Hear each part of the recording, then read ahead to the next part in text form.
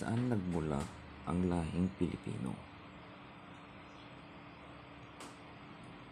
May mga teorya ang mga siyentipiko at eksperto na sumubok pag-aralan ang pinagmulan ng lahing Pilipino at nakabuo nga sila ng batayan upang maipaliwanag ang tungkol sa unang paninirahan ng mga tao sa Pilipinas.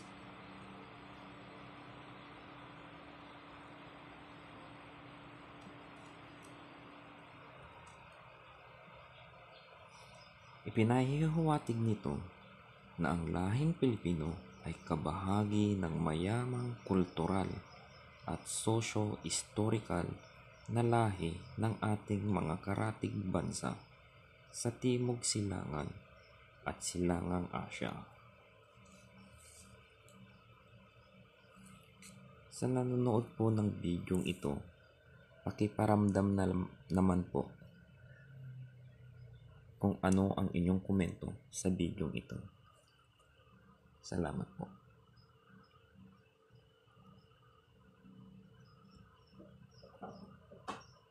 Saan nga ba nagmula ang lahing Pilipino?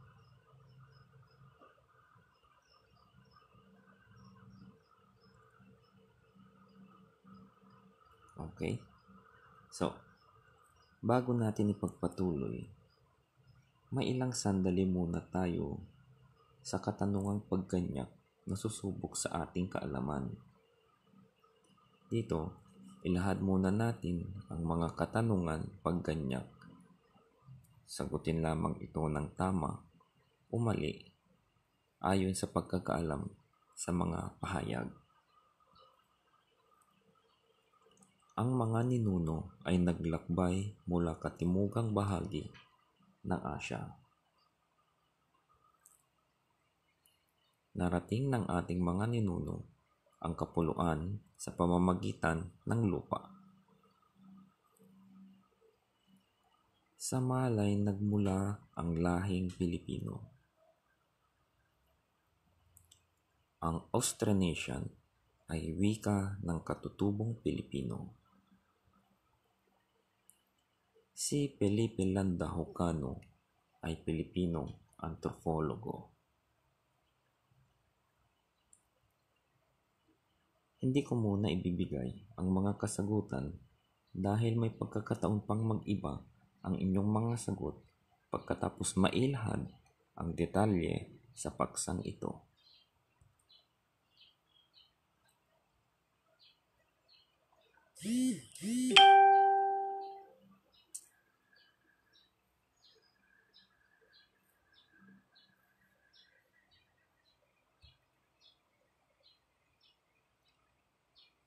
Saan nga ba nagmula ang lahing Pilipino? Noong 1962, isang bahagi ng bungo ng tao ang natagpuan sa yungib ng Tabon sa Palawan ng arkeologo ng Pambansang Museo ng Pilipinas, si Dr. Robert Pax at Manuel Santiago. Ito ay patunay ng paninirahan ng tao sa kapuluan ng Pilipinas 20,000 taon na nakakaraan, kung saan pinaniwalaang ang mga labi ng Tabon man kasama ang iba't ibang uri ng kasangkapang bato ay gamit sa panghuli ng kanilang makakain at paraan ng kanilang pamumuhay.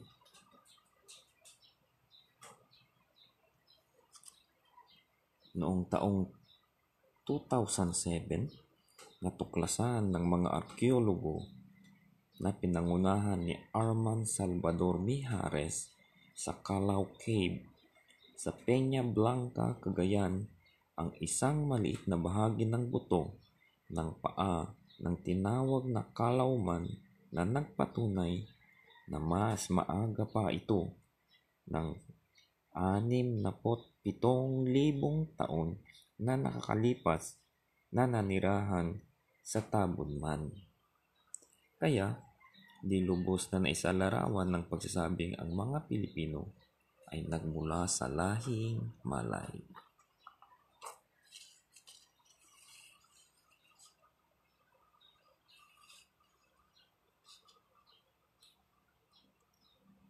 Ito ang teorya ng wave migration.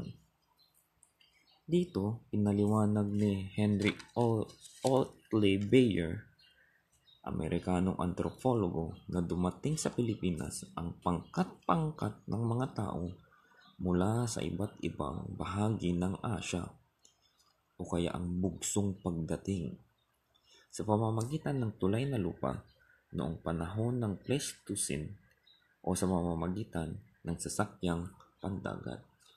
Paano nga ba ang Pleistocene na panahon at ang panahon ng paggamit ng sasakyang pandagat? Pagmasdan lamang ang larawan.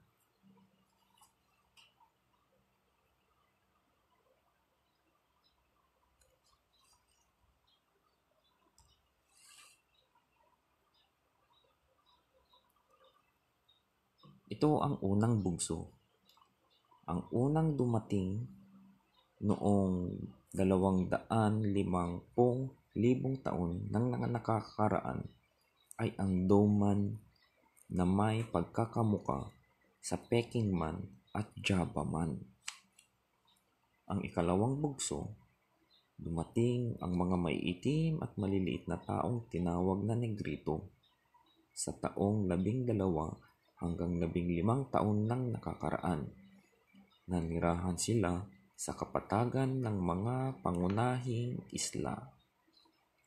At ang ikatlong bugso naman ay ang mga Indonesian na galing Timog China at Indochina na umabot sa kapuluan. 5,000 hanggang 6,000 taon nang nakakaraan. Ang pagdating nila ay nagtulak sa mga Negrito na lumipat sa kabundukan.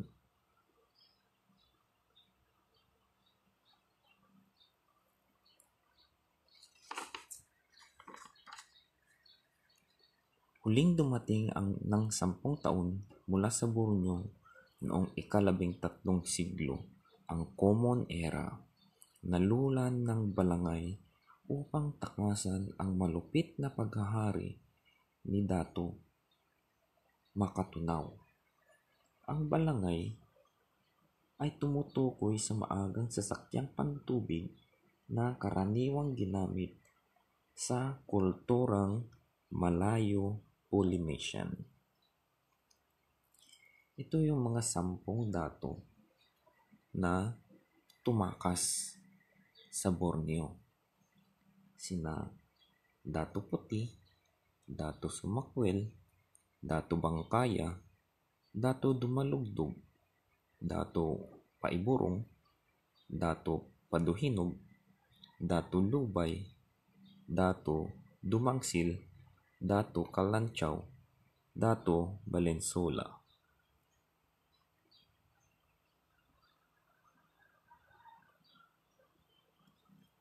Na ayon sa Maragtas ay ipinahayag sa dokumento na narating ng mga dato ang isla ng Panay. Sa larawan, siya ay sinasabing si Dato Sumakwel at ang kanyang kapinangan na asawa. Ang itong asawa nito ay sinasabing unfaithful, hindi siya tapat kay Dato Sumakwel. Ito nga palang Maragtas ay dokumento. Dokumento ito na nagpapatunay o kaya nagsasabi na dumating itong mga 10 dato sa Panay. Kaya ang dokumentong ito ay tinawag na Maragtas.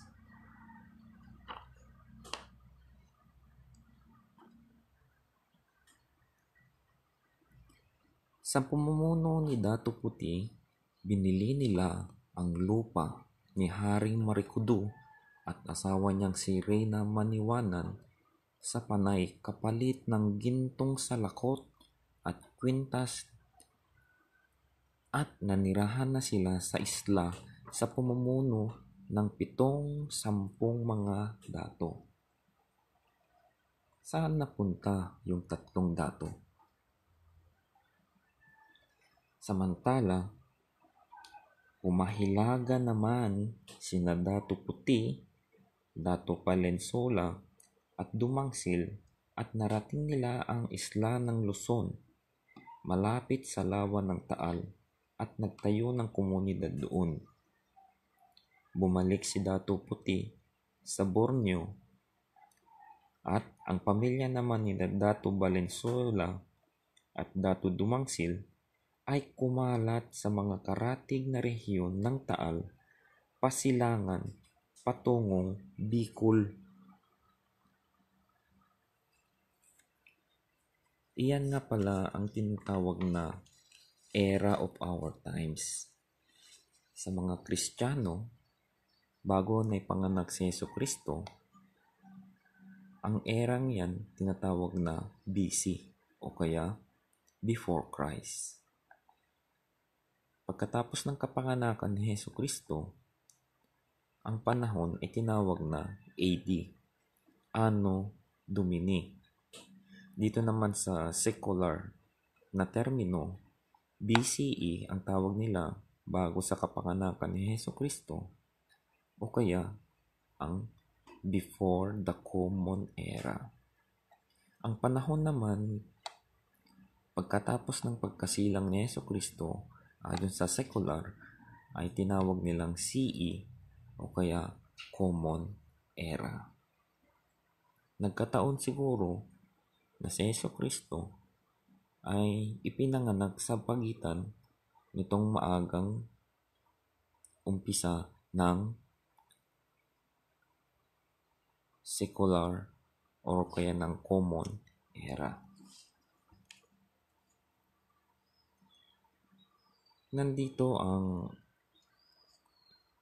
ninuno ng mga Pilipino na dumating sa Pilipinas na pinangungunahan ng Negrito. Sila yung mga maitim, kulot, sarat ang ilong, maliit, nabubuhay sa pangangaso at pangunguha ng bungang kahoy. Halos walang damit. Sila yung mga palipat-lipat ng tirahan.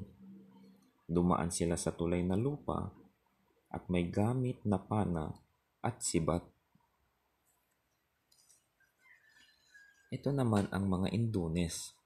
Sila ay maputi,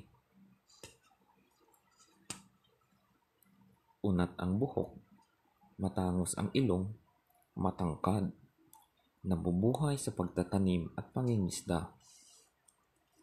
Sila din yung may balingkinitan ang katawan, maninipis ang mga labi at malalapad ang noo. Ito ang Malay. Sila ay kayumanggi, unat ang buhok, katamtamang ilong, medyo matangkad, nabubuhay sa paggawa ng produkto at pakikipagkalakalan.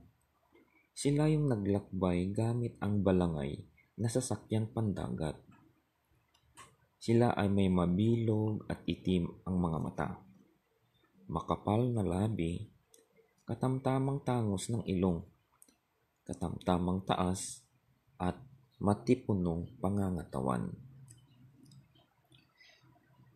Maraming historiador at antropologo ang matinding tumaligsa sa teoryang ito na wave migration, kabilang dito si Felipe Landa Hocano.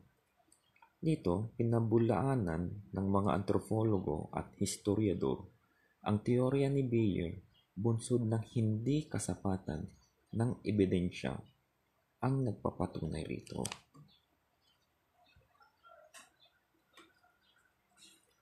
Teorya naman ng Austronesian migration. Ang ipinalaganap naman ni Peter Bellwood na isang Australianong profesor sa arkeologo na nagmungkahing ang mga maagang Pilipino ay Austronesian na nanirahan sa Taiwan noong 2,500 BCE, before Common Era, matapos maglakbay mula sa Yunnan Plateau sa China. Sa kalaunan, nagsanga sa 3 hanggang 4 na subculture ang Proto-Austronesian na ito. Ang isa sa mga subculture na ito ang naglakbay patungong timog sa Pilipinas, Indonesia, Borneo at Moluccas na nakabuo ng bagong wika at pangkulturang pangkat.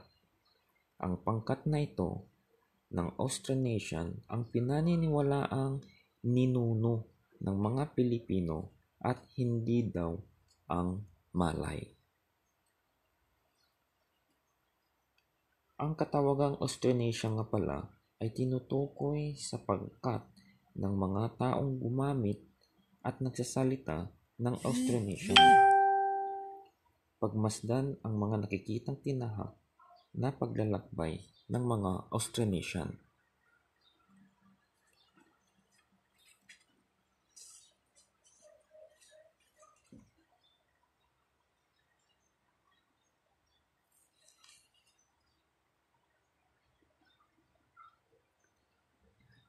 Ayon pa kay Peter Bellwood, magkatulad ang wikang gamit sa Timog Silangang Asya at sa Pacific na naging batayan ng kanyang teorya. Naniniwala din si Wilhelm Solheim II, Amerikanong antropologo, sa teoryang Austronesian ang unang tao sa Pilipinas. Ang nosang tao ay hango sa salitang Austronesian na nosa at tao at nangangahulugang tao mula sa timog. Ang Austronesian ay nanggaling naman sa Indonesia na nagtungo mula sa Mindanao hanggang makarating sila sa Timog China.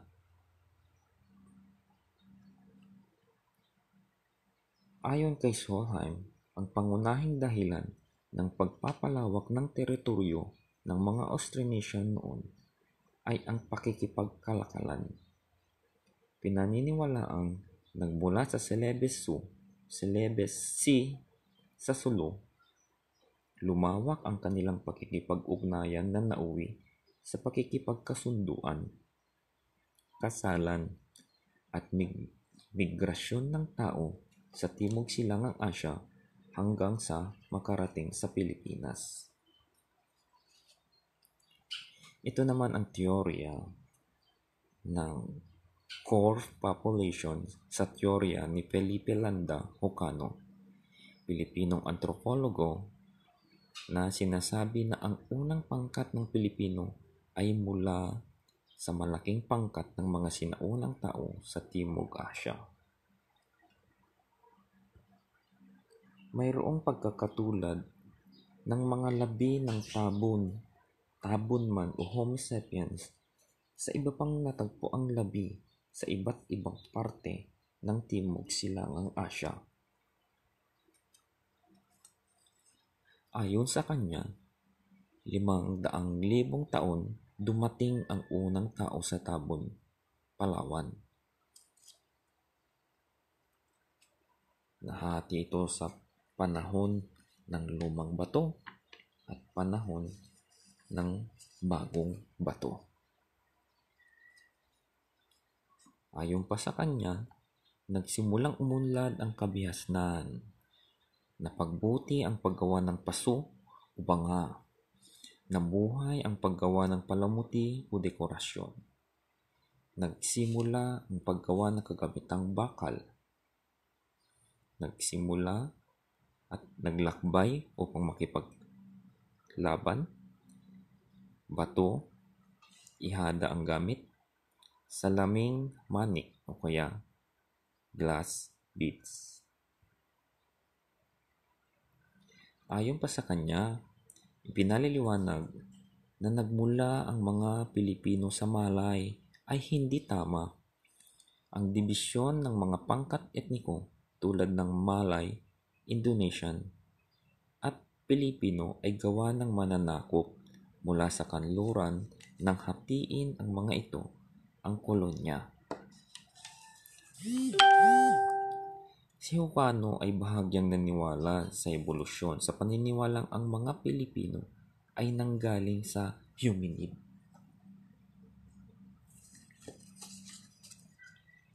Ang mamamayan sa Timog Silangang Asya ay may batayang kultura na nagmula sa parehong pag-angkop sa kapaligiran. Ito ay binuo ng mga paggawa ng keramika, hiyas, paggawa ng bahay, paniniwala, ritual, at tradisyon ng paglibing sa patay. Pinalaganap ng mga Ingles ang Malay bilang tawag sa mga taong nakasalamuhan nila sa Malay Peninsula. Ipinakilala naman ng mga Portugis, Aleman at Ulandes ang Indonesian sa kanluran. Ibinigay naman ang pangalang Pilipino ng mga Kastila sa ating mga ninuno.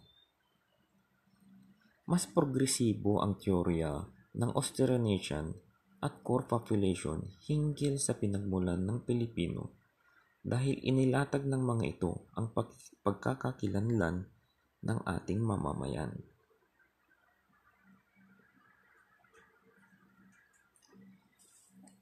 Ito ang buod ng teoryang ating pinag-aralan. Ang wave migration, nagkaroon ng mga pangkat ng taong nakarating sa Pilipinas na siyang ninuno ng mga Pilipino, Negrito na dumaan sa tulay na lupa, Indones na sakay ng bangka, at Malay.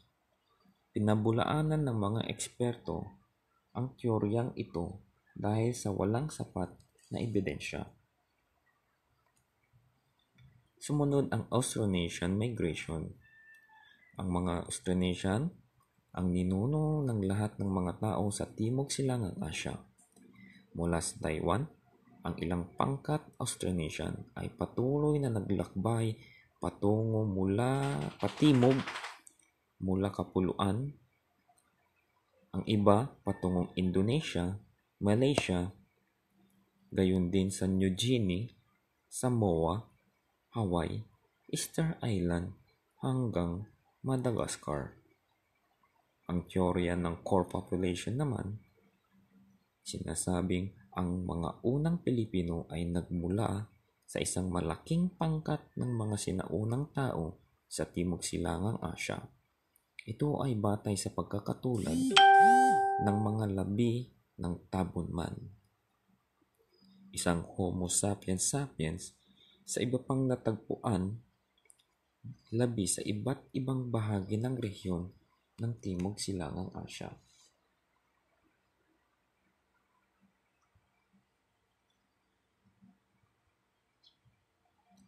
Sigurado na ba kayo sa mga sagot ninyo kanina?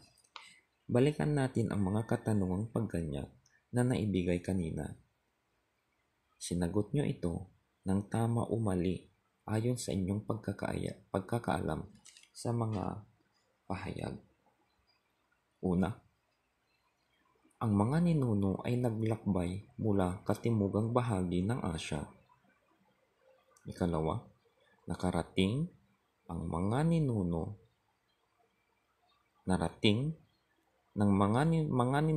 ang Kapuluan sa pamamagitan ng tulay na lupa.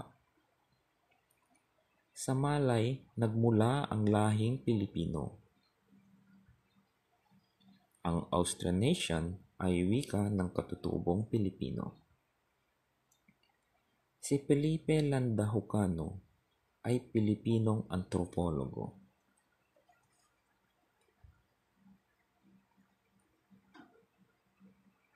Habang hinihintay ayusin ng iba ang kanilang mga sagot, paki-click and run lamang po muna ang video na ito at magkomento lamang kung may maimumungkahing pagpapabuti sa paggawa ng bidyong ito.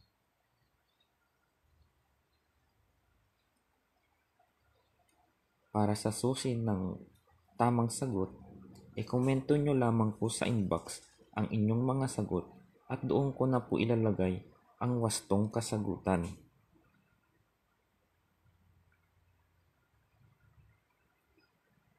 Maraming salamat po sa inyong pakikinig.